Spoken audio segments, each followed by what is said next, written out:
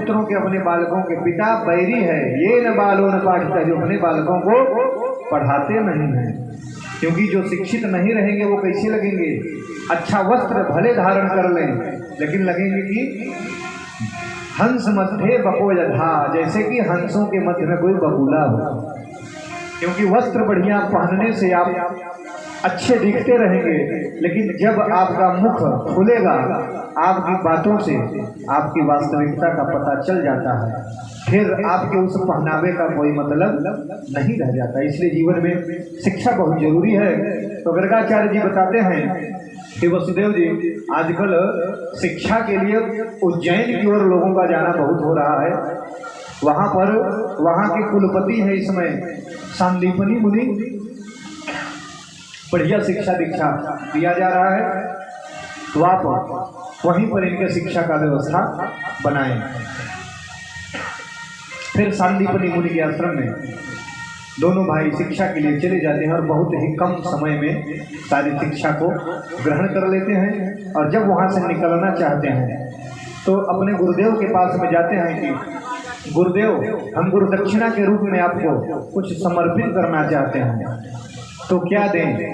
गुरुदेव ने कहा, भैया हमारे मन में तो ऐसी भी कोई भाव है नहीं, ये है कि तुम अपनी गुरु माता से एक बार मिल लो, वो जो कहें अपने हिसाब से देख लेंगे। जब गुरु माता के पास में जाते हैं तो गुरु माता कहती हैं कि जब तक आप लोग थे तो मेरा मन लगा हुआ था और मैं अपने उस पुत्र को भूल गई थी जो समुद्र किनारे से गायब हो गया था।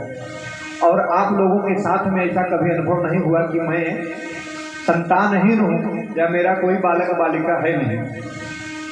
अब आप लोग जा रहे हैं तो उसकी बड़ी याद आएगी। इसलिए आप तो सबके मनोरथ को पूर्ण करने वाले हैं। अगर हमारे उस बालक को हमारे पास आप ले आते थे तो यही आपकी गुरु दक्षिणा होती और मुझे बड़ा संतोष मिलता। भगवान ने कहा कि गुरु माता का आदेश है, आदेश का पालन करना हमारा कर्तव्य है। वह समुद्र के पास में जाते हैं और समुद्र को आवाज देते हैं। समुद्र तुरंत प्रकट होता है और कहता है कि प्रभु, मेरे पास ऐसी कोई सूचना तो नहीं है कि वो यहाँ पर है कि नहीं है, लेकिन हमारे अंदर एक असुर रहता है, हो सकता है वह उनके पास हो। भगवान अंदर प्रवेश लेते हैं और शंख में एक पंचजन नाम का दैत्य रहता था। भगवान उसके अंदर जाते हैं तो वह भगवान से लड़ने का प्रयास करता है। भगवान उसके ऊपर कृपा करते हैं, उसको मार करके उसका उद्धार करके और उस पांचजन्य शंख को लेकर के आते हैं। और जब समुद्र में बालक नहीं दिखाई दिए तो सीधा वह यमपुरी चले गए। और वहाँ पर जैसे ही प्रभु पहुँचते हैं तो यमराज दौड़े दौड़े आते हैं कि प्रभु, आप अकस्मात यहाँ आ गए, कोई बात थी तो हमें बता देते, हम आ जाते। बोले नहीं, ऐसी कोई बात नहीं है, पहले पता करो कि आचार्य संदीपनी का कोई पुत्र समुद्र के पास से गायब हुआ है, वो आपके यहाँ है क्या? तो बोले कि यहाँ पर आया होगा तो अपने कर्मों के बंधन में आया होगा। बोले अब हम आदेश दे रहे हैं, आप देखिए हिसाब किताब बराबर कर दीजिए। बोले आपकी जैसी आज्ञा। जैसे हमारे यहाँ अगर किसी को फांसी की सजा ही हो जाए तो अगर राष्ट्रपति जी चाहे तो उसकी सजा को माफ़ कर सकते हैं। तो इसलिए भगवान है, भगवान के ऊपर कोई नियम कानून नहीं है। भगवान ने कहा इनके सारे कर्मों को समाप्त करिए और उनको हमारे पास भेज दीजिए। भगवान की आदेश का पालन करते हुए यमराज उस गुरुपुत्र को भगवान के पास में ले आते हैं और भगवान अपने गुरु माता के पास में बालक को छोड़कर प्रणाम करते हुए उनका आशीर्वाद लेते हुए पुनः अपने माता पिता के पास में वापस आ जाते हैं। 11 वर्ष के थे जब भगवान मथुरा आए थे और उसके बाद 14 वर्ष तक उन्होंने अध्ययन किया। अब भगवान 25 वर्ष के हो गए हैं। इतना समय व्यतीत हो गया तो आज भगवान को याद आता है कि वृंदावन में हमारे प्रेमी सखा और सखियां इतना दिन से मेरे बगैर रह भी रही होंगी कि नहीं पता नहीं, जीवित तो होगी कि प्राणांत हो गया होगा। और होंगी भी तो मुझे बहुत याद कर रही होंगी, क्योंकि मेरे द्वारा एक गलती भी हो गई थी। मैंने उनसे कहा था कि मैं परसों आ जाऊंगा और परसों बीत गए, मैं अभी तक वापस नहीं गया। अकेले अकेले भगवान एक दिन उनको याद करके स्वयं पीड़ित हो रहे थे, तो उन्हें लगा कि अपनी इस पीड़ा को बताऊं किससे, क्योंकि उसके लिए एक मित्र का होना जरूरी है। अब मित्र उन्हें मिले कौन?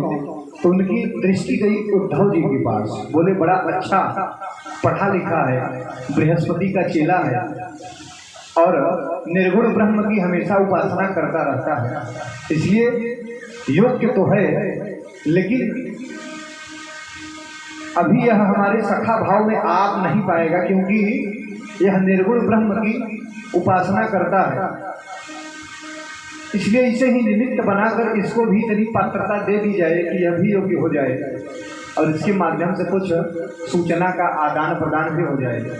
तो उद्धव के पास में भगवान आते हैं और बताते हैं कि बहुत दिन से मुझे वृंदावन की याद सता रही है और मैं सोच रहा हूँ कि एक बार आप जाते, हमारी भी खबर वहाँ सुना देते और उनके भी हाल चाल लेकर के आते, क्योंकि मुझे पक्का विश्वास है कि यशोदा मैया अभी भी रो रही होंगी। भले इतना समय बीत गया है लेकिन उनका रोना कम नहीं हुआ होगा। नंद बाबा जब यहाँ से जा रहे थे तभी मैं देख रहा था कि वो रोना चाहते थे, वो भी दुखी होंगे, और जो भी ग्वाल बाल और गोपियाँ तो मुझे रोक रही थी, मैं उनको आश्वासन देकर आया था कि मैं परसों आ जाऊंगा, एक बार आप जाएं। तो अक्रूर जी के मन में ये बात आती है कि चलिए तो जाएं, ठीक है, लेकिन उनसे मैं बात कैसे करूंगा, क्योंकि कोई पढ़ी लिखी तो है नहीं। अगर मैं अहमात्मा, अहम ब्रह्मास्मि, तत्त्वमसि, सोहम, इन सब सूत्रों की व्याख्या उनके सामने करूंगा तो वो समझेंगी कैसे। लेकिन यह है कि अब भगवान कह रहे हैं तो उनके आदेश का पालन तो करना ही पड़ेगा। तो उद्धव जो है वृंदावन जा रहे हैं, भगवान ने अपना मोर मुकुट, अपना पीताम्बर, अपना कंबल उन्हें दे दिया है और उद्धव अब हूबहू कृष्ण जैसे ही दिखते हैं। शाम के वक्त पहुंचते हैं, इनको आता देखकर नंद बाबा और यशोदा मैया के भाव पुलकित हो रहे हैं कि शायद कन्हैया आ गए हैं, लेकिन जब करीब पहुंचते हैं तो उनको लगता है कि तो कन्हैया से हैं। अक्रूर जी तुरंत बताते हैं कि कन्हैया हमारे मित्र हैं। उनकी आंखों से आंसू निकल रहा है, क्योंकि अगर कोई पुत्र परदेश में हो, बहुत दिनों से अगर उसके साथ में रहने वाला कोई उसका मित्र आ जाए तो लगता है जैसे हमारा पुत्र ही आ गया है।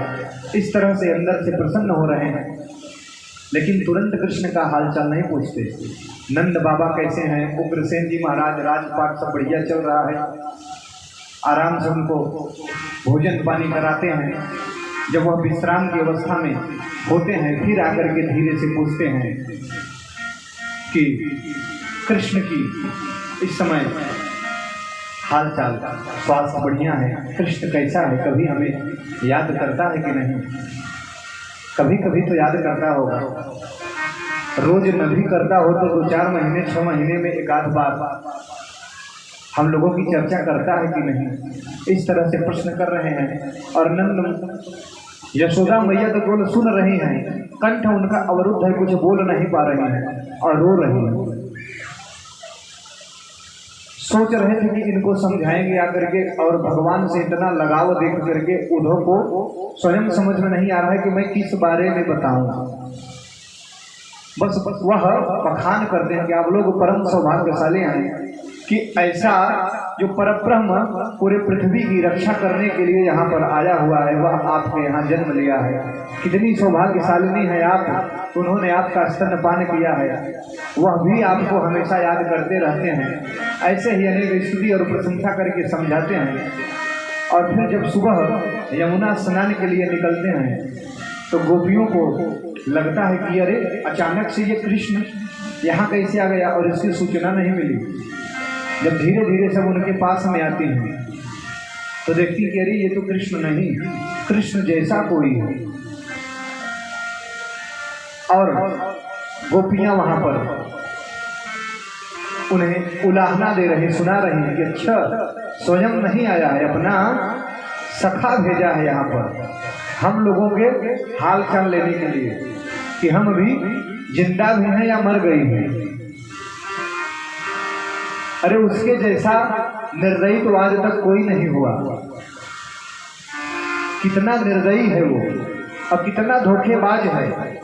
वामन रूप में जाकर के बलि के साथ में छल किया,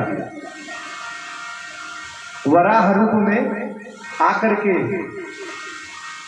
पृथ्वी को बचाया। पृथ्वी की चर्चा कर रहे हैं क्योंकि इस भूमि से उन्हें कितना प्यार था। इस पर हमेशा घूमते थे, खेलते थे, कूदते थे और आज उस भूमि की भी याद उन्हें नहीं आ रही है। और जब इतना उन्हें दूरी बनाना ही था, विरह देना ही था, तो इस तरह से लगाव लगाए ही क्यों। ऐसे ही अनेक उदाहरण के माध्यम से उलाहना दे रहे हैं।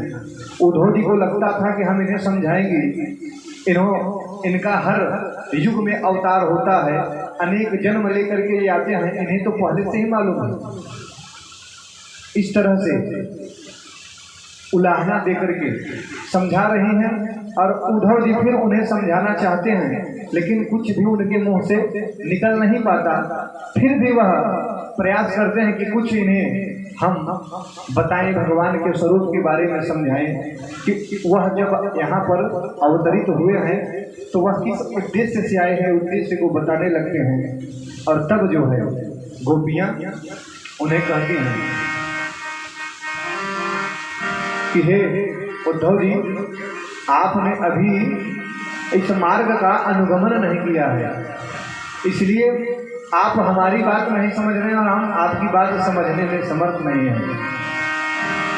ये तो प्रेम की बात है उद्धव, ये तो प्रेम की बात है उद्धव, बंदगी तेरे बस की नहीं है।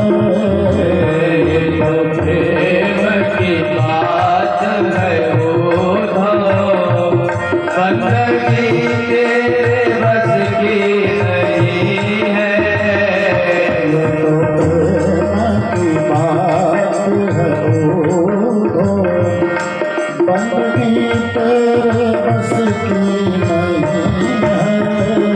ये तो प्रेम की बात है उद्धव, बंदगी तेरे बस की नहीं है।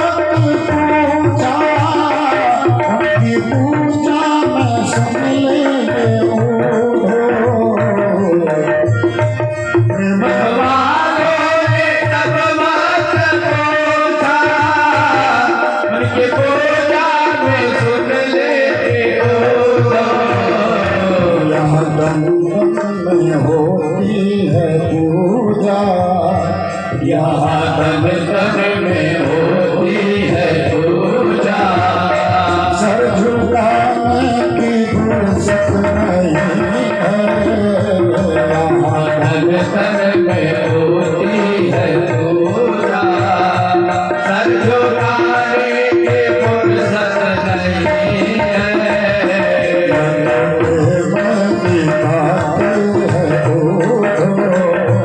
बंदगी तेरे बस की नहीं है, ये तो प्रेम की बात है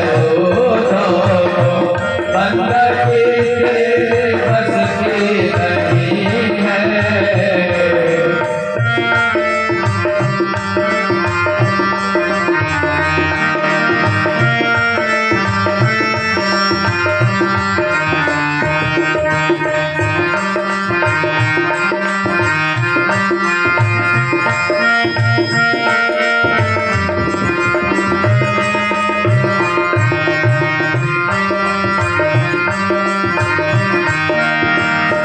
जिसकी नजरों में है श्याम प्यारे, वो तो रहते हैं जग से न्यारे, जिसकी नजरों में है श्याम प्यारे, वो तो रहते हैं जग से न्यारे, जिसकी नजरों में है श्याम प्यारे, वो तो रहते हैं